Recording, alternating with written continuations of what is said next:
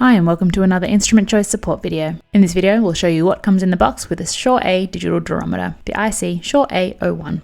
The Shore A Digital Hardness Tester is used to measure the hardness of rubber and plastics according to ISO 868-1986 and ISO 7619. The unit delivers a quick and accurate reading and features a wide measuring range, high resolution, and a hold function and zero setting. This Type A durometer is ideal for testing of medium hardness rubber, plastics, leather, multi-grease, wax, and more. In the box there's an instruction manual, a tough carrying case with a hardened foam insert to ensure maximum shock absorption while in transport, a battery, and the Shore A durometer. Features of the meter include a palm-sized ergonomic design for easy measurements, the battery compartment on the top,